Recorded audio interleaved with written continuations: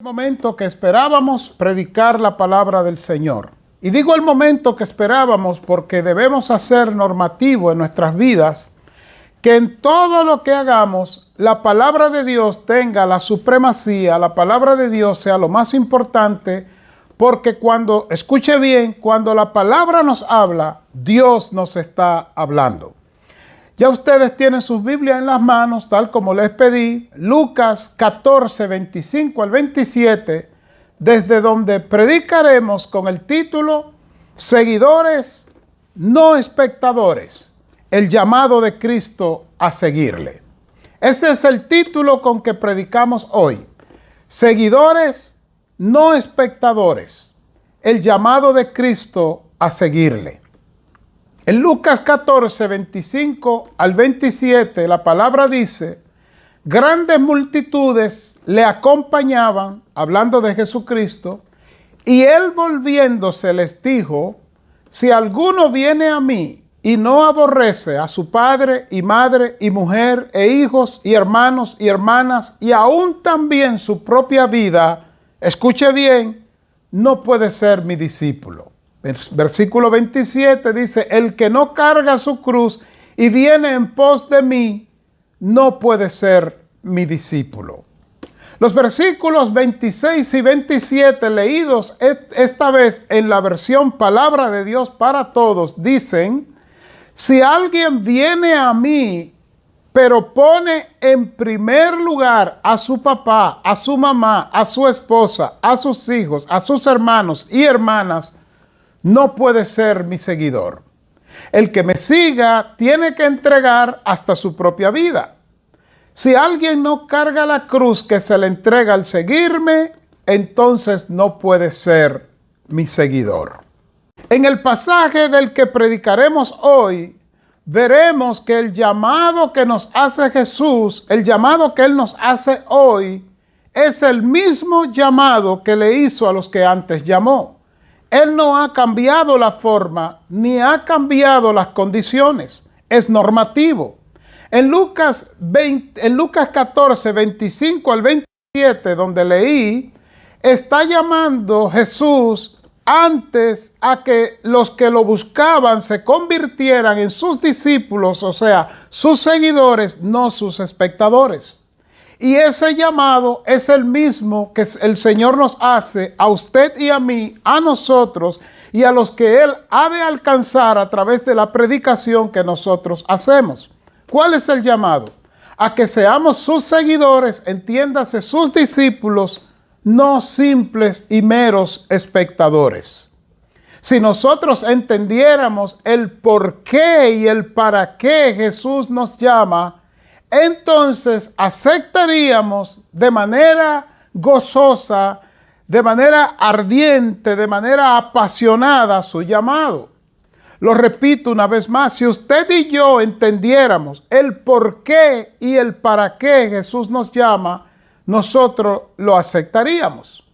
El texto dice, el pasaje dice que Jesús iba caminando, iba predicando, y una multitud le seguía. Cuando usted va al libro de Mateo, capítulo 5, dice que Jesús subió al monte de los olivos y desde allí predicó el sermón del monte. Luego, al final del capítulo 7, ya los últimos versículos y el capítulo 8, dice que Jesús descendió del monte y mucha gente le seguían porque Él les enseñaba como quien tiene autoridad y no como los escribas y los fariseos, que eran unos religiosos hipócritas que ponían carga en las personas que ellos mismos no podían llevar. De manera que Jesús va caminando, esta multitud le sigue y de repente, piense usted lo que aconteció, Jesús se detiene, se vuelve hacia la multitud y les dice, un momento, párense aquí, no continúen avanzando. Yo quiero pensar y le invito a pensar todas las expectativas que comenzaron a cernirse sobre esas personas que seguían a Jesús. Quizás algunos decían, vamos a ver qué nos va a decir, vamos a ver qué nos va a dar. Quizá va a hacer otro milagro como la vez de los panes y los peces. Quizá va a detener el viento o va a traer más viento. En fin, cada una de esas personas, me imagino yo, la Biblia no lo dice, que tenían sus expectativas puestas, cernidas, expuestas ante ese vuelco de Jesús de pararse frente a ellos.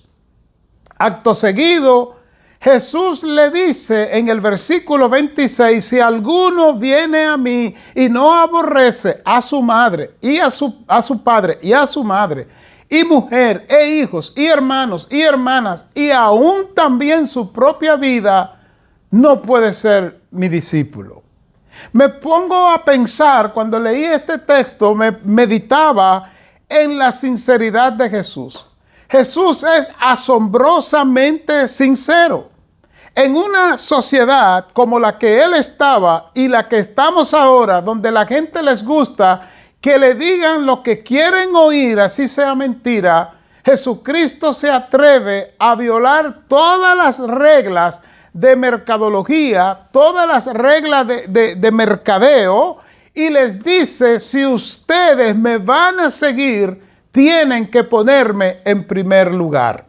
Recuerde que la palabra aborrecer que usa la Reina Valera, que cita de que Jesús usó, es la palabra que significa amar menos a que. De manera que Jesús está diciendo, si ustedes vienen a mí y no aman menos a su padre, a su madre, a sus hermanos, a sus hermanas, o sea, a su familia, a sus bienes, todo lo que poseen, y aún no aman menos a su propia vida que a mí, entonces ustedes no pueden ser mi discípulo. Pero Jesús no termina ahí. Jesús le dice en el versículo 27, el que no carga su cruz y viene en pos de mí, no puede ser mi discípulo. Una vez más, la palabra de Dios para todo, la versión palabra de Dios para todo, nos da más luz en la lectura del texto y dice, si alguien no carga la cruz que se le entrega al seguirme, no puede ser mi discípulo. Pregunta usted, ¿cuál es la cruz de la que está hablando Cristo aquí? Independientemente de lo que ellos pensaron al oírlo en ese momento y lo que piense usted, ¿qué significa esto de que además de que Jesús debe ser lo primero, aún primero que nuestra propia vida, también nosotros debemos tomar una cruz que se nos da y caminar con ella junto a Jesús? Así que las exigencias de Jesús es doble. Él pide que nada esté por encima de él, pero también él pide que al seguirle, al convertirnos en sus discípulos, nosotros, además de tenerlo a él como en primer lugar, o sea, en primer lugar, no como, sino en primer lugar, también nosotros caminemos cargando la cruz. ¿De cuál cruz habla?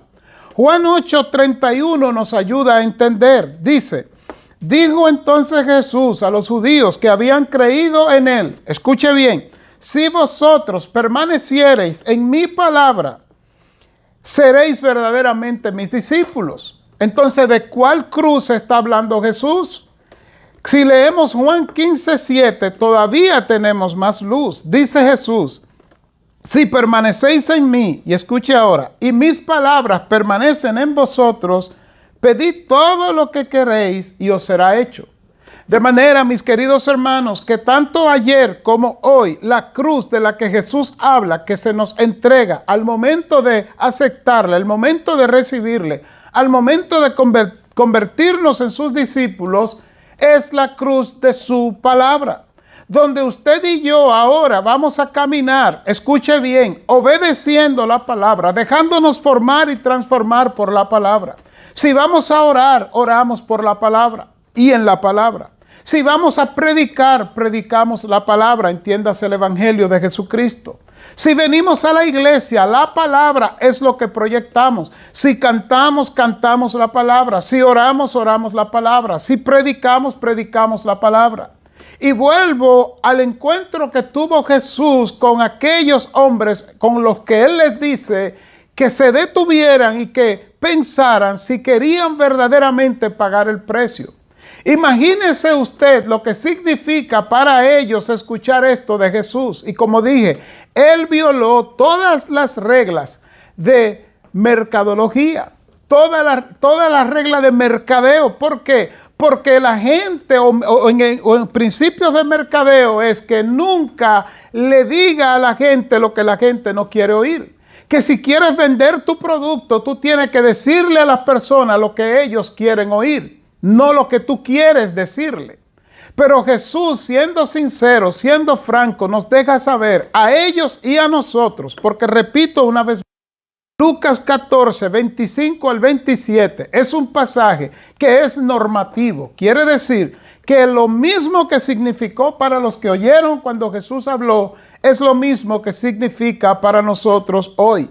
Si nosotros hemos de seguir a Jesús, si hemos de ser sus discípulos, lo seremos a costa de que Jesús tiene que ser el número uno. Como dice la palabra, más buscad primeramente el reino de Dios y su justicia, y todo lo demás os será añadido. Énfasis añadido, parafraseando el versículo. Mateo 6:33. Mateo 22, donde Jesús dice, Mateo 22:37, amarás al Señor con todo tu corazón, con toda tu mente, con toda tu alma. En otras palabras, con todo tu ser, todo lo que tú eres, tienes que amar al Señor, entregarte a Él.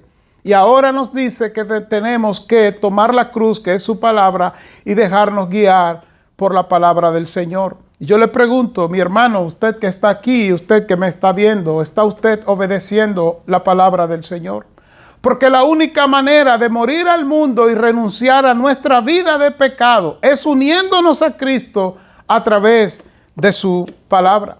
¿Recuerda usted que al principio le dije que si nosotros entendiéramos el por qué Jesús nos llama y el para qué, nosotros obedeceríamos sin titubear el llamado del Señor a ser sus discípulos y no simplemente meros espectadores? En la versión de la Biblia de las Américas dice, por cuanto todos pecaron, y escuche ahora, y no alcanzan la gloria de Dios. ¿Por qué Jesús nos llama? Escuche, porque todos hemos pecado, todos estamos perdidos, sin esperanza, y no alcanzamos a alcanzar la gloria de Dios. No logramos alcanzar la gloria de Dios. Entonces el Señor sale a buscarnos.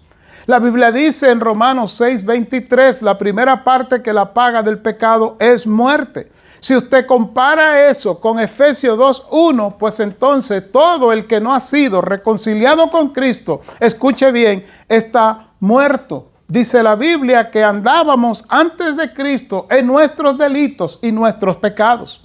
La palabra delito en Efesios 2:1 es una palabra griega que significa resbalar, pero resbalar alejándose del objetivo.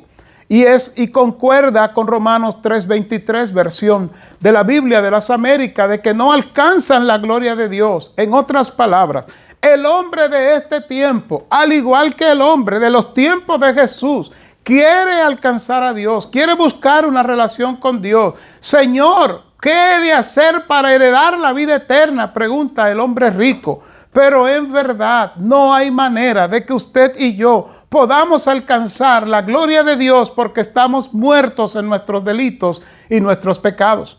Pero qué buena noticia. ¿Por qué Jesús nos llama? Juan 11:25. Jesús dice, y aunque Él lo dice en el contexto de una persona que había muerto físicamente, y Él dice, yo soy la resurrección y la vida. El que cree en mí, aunque muera, vivirá.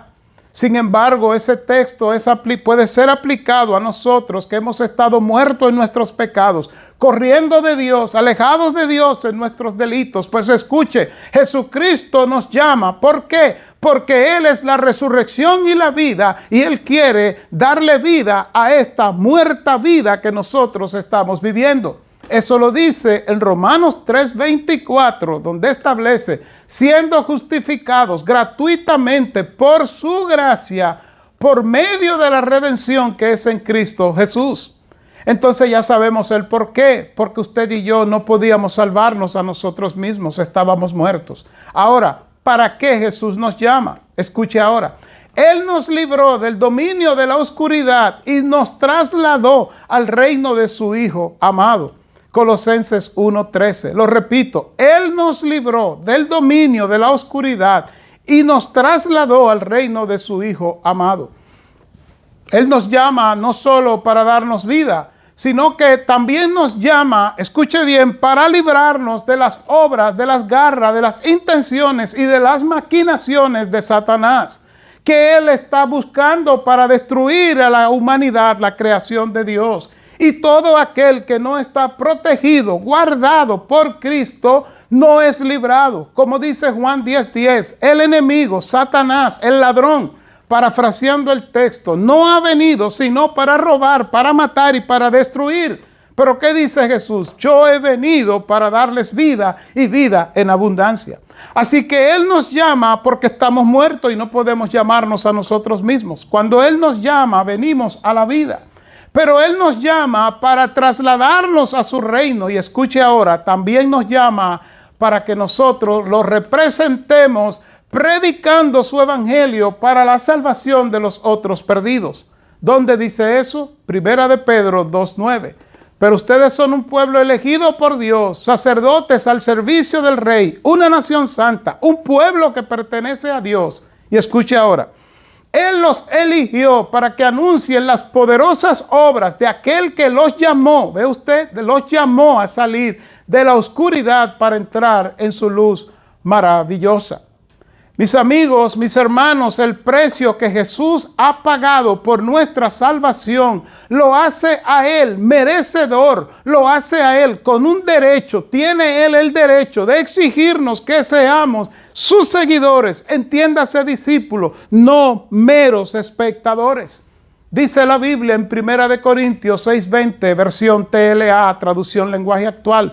Cuando Dios los salvó, en realidad los compró y el precio que pagó por ustedes fue muy alto. Por eso deben dedicar su cuerpo y yo diría su vida a honrar y agradar a Dios. Jesús no quiere espectadores, Él quiere seguidores. Jesús no quiere buscadores de experiencia, porque un espectador es uno que asiste a un espectáculo, a una manifestación. Es uno que observa con atención alguna cosa. En cambio, el seguidor, el discípulo, es uno que sigue la evolución o el desarrollo de una persona o cosa. Es un adepto, es un partidario. Y repito, la palabra bíblica para seguidor es la palabra discípulo. ¿En qué se diferencia el espectador del seguidor, o sea, del discípulo? Ya arribando a la parte final, le digo que el espectador es un consumidor en potencia. El espectador está ahí, pero busca que le satisfagan sus emociones, sus deseos, sus pasiones, sus creencias, su voluntad. En cambio, cuando nosotros, en vez de espectadores, somos seguidores, discípulos, lo que prima es la voluntad del Señor, no la voluntad nuestra. El espectador estará hasta que el equipo esté ganando. Cuando el equipo comience a perder, se irá y buscará un equipo mejor. El discípulo no puede irse porque es parte del equipo y está en las buenas y en las malas. Yo le pregunto, ¿qué es usted? ¿Es usted un espectador o es usted un seguidor? ¿Es usted un miembro de la iglesia que valora lo que Cristo hizo en la cruz del Calvario por usted y por toda la humanidad? ¿O es usted una persona que se cree merecedor de que lo que usted piensa, que usted quiere y que usted en su mente tiene que ser satisfecho? Si es así, mi querido hermano, le hago la advertencia. Si usted solo busca ser satisfecho, si usted solo busca salirse con la suya, como establece el libro Soy miembro de la iglesia, si usted solamente busca salirse con la suya, usted no es un discípulo, no es un seguidor, usted es un espectador. Y el Señor le llama a arrepentirse en este día. Nosotros solamente podremos tener el gozo de Dios, la paz de Dios y la seguridad de lo que Dios hace en nuestras vidas cuando nos enfoquemos, escuche bien, en vivir por Cristo y para Cristo, no por nuestras expectativas individuales. Yo le voy a dar un ejemplo para concluir de lo que es un verdadero seguidor de Jesucristo. Este poema que alguien escribió y que se considera anónimo. Y él establece: no me mueve, mi Dios, para quererte, el cielo que me tienes prometido, ni me mueve el infierno tan temido, para dejar por eso de ofenderte. Tú me mueves, Señor, muéveme el verte clavado en una cruz escarnecido, muéveme ver tu cuerpo tan herido, muéveme tus afrentas y tu muerte, muéveme en fin tu amor, y en tal manera que aunque no hubiera cielo yo te amara, y aunque no hubiera infierno te temiera. No me tienes que dar porque te quiera, pues aunque lo que espero no esperara, mismo que te quiero, te quisiera. Pregunta: ¿está usted dispuesto? ¿Está usted a la altura? ¿Está usted al nivel de decirle al Señor: yo me entrego a ti y te sirvo, no por las cosas que me das, por las añadiduras que has de darme, sino porque estoy unido a ti de tal manera que no puedo ser más que tu seguidor, no puedo ser más que tu discípulo, no puedo ser más que tu discípula? Aunque yo muera, aunque viva, aunque venga el ataque, aunque venga la muerte, como dice Romanos 8:29 en adelante, yo voy a seguir hacia adelante contigo, Señor, porque estoy unido a ti y ya nada me puede separar. Oro que usted entienda que ese es el llamado de Cristo a nosotros, a ser sus seguidores, no sus espectadores, basado en el libro de Lucas, capítulo 14, 25 al 27. Que Dios le bendiga.